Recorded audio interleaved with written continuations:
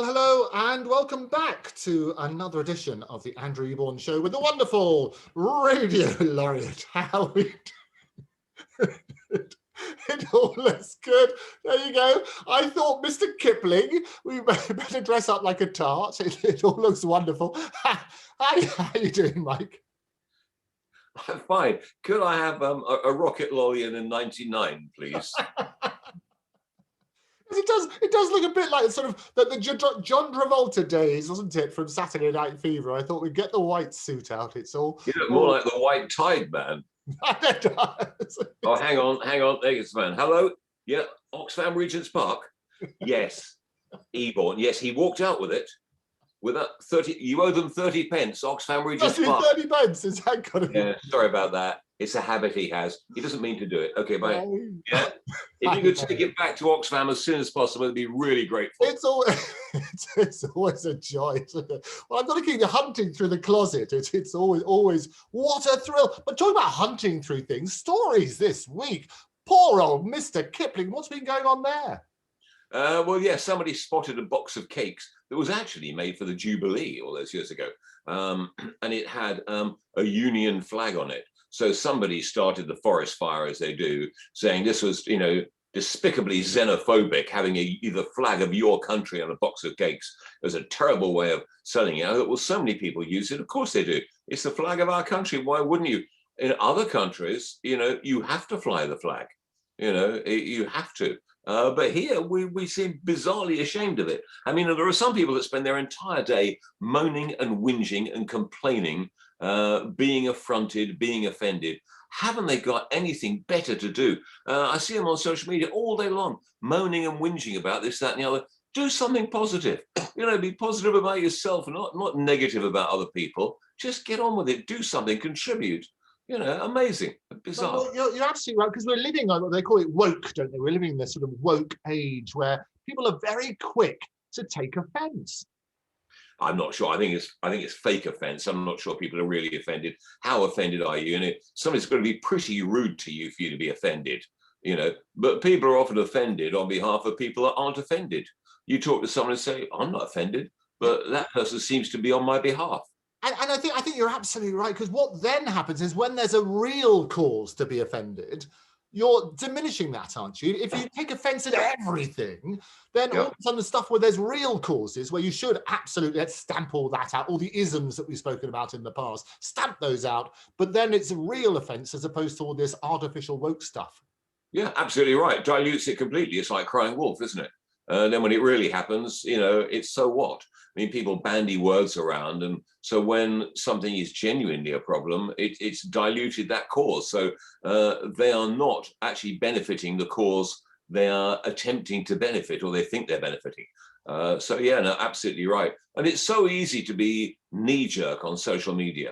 If people have got nothing else to do, on there moaning about this, moaning about, well, everyone has a view. If you're not being treasonable, you're not being vile, you're not being rude, you're not being nasty, you're not denouncing someone else's religion, then why shouldn't you have a view?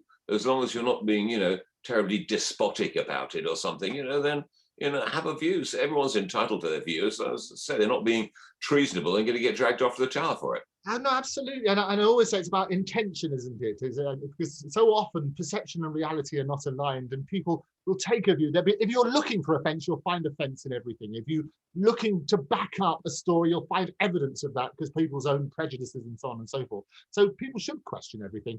Mr. Kipling has got to be one of the safe things, I would have thought, apart from the counterfeit tarts, because he does make exceedingly good fakes. I don't know who your scriptwriter is, but you've got his jacket and his jokes. I have got his joke. Well, without further ado, I think we should go and visit the Radio Laureate. Tell us about Mr. Kipling and his poor old wokeness.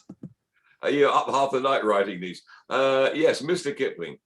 So on social media, people are going ballistic, claiming Mr. Kipling is jingoistic and can't hack it because there's a Union flag on the packet. I can't believe people getting ants in their pantses just because of a box of iced fancies. Would you believe it was for the Jubilee they used the flag? But tongues will wag.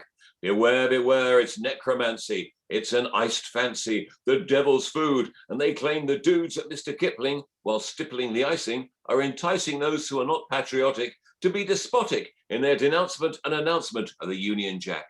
You can try to reason with the whingers, but they won't take it back. Mini are German, but they still use it. Cadbury American, but they still choose it. And visually and verbally, so do Burberry. And the moaners will be vexed to discover that Next also waved the red, white and blue. So do Virgin too. And who'll put up the defence against Marks and Spencer, who also incorporate it, accommodate it, are not intimidated, and no, they haven't miscalculated or investigated.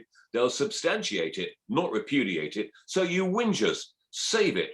What's the point of a flag if you don't wave it? Don't be idiotic. You can be patriotic. Those that feel it's jingoistic, what would you do? Just wave a stick? So stop quibbling and leave Mr. Kipling alone and let them eat cake, as suggested by Marie Antoinette. And if you still want to fret, stick a nice fancy in your mouth and stop quibbling and cry God for Harry, England, and Mr. Kipling. Hey, I love it. All good stuff. Yes, good old Mr. Kipling. And it's funny about the flag, isn't it? Because I remember British Airways used to have it on the nose of their planes, and then Virgin took it over when BA stopped and those sort of things. And what I particularly like, though, is finding these little tea cloths that you can find around Regent's Park and these wonderful places like Westminster. And if you have a look at these tea towels, which are the Union Jacks, they all have little made in China stickers on the corner, which are always glorious. But poor old... We should start a company making Chinese flags and sell them to the Chinese. Oh, that's a good idea. Made in Britain. We could have a little thing on the side. Great PR story. Making I love it. I think flags it's with great. Britain on them. Together with the chocolates, your heaven, your honey, your milk and honey chocolate. How's that coming along? Well, yeah, the other morning I was playing Feels Like Heaven, Fiction Factory, and I thought, oh, that's good. You can have the vicar eating it going, feels like heaven. And then one of the parishioners coming up and taking a bite out of it, stuff like that. And I thought, the song, Why Should the Devil Have All the Good Music? I thought then, the devil pokes his head around the corner of the church. Why should the Lord have all the good chocolate? Perfect. I've got a massive campaign lined up for it. Just no chocolate, no factory, and no money. Apart from that, it's going swimmingly. Apart from that, and a few Mr. Kiplings on the side, we can have that with the tea as well. It'd be always a delight. Really takes the biscuit as always with the Radio Laureate. Thank you so much for joining us. Back into the closet with you. Hey, bye-bye. So thank you again to the wonderful Radio Laureate, Mike Read. If you'd like to be a guest or have any comments on the show, write to me at guests@octopustv.com. That's guests@octopustv.com. Don't forget, you can follow me at Andrew Eborn at octopustv, and you can subscribe on all of the usual channels. Do it now. It makes sense. See you next time. Be good. Bye-bye.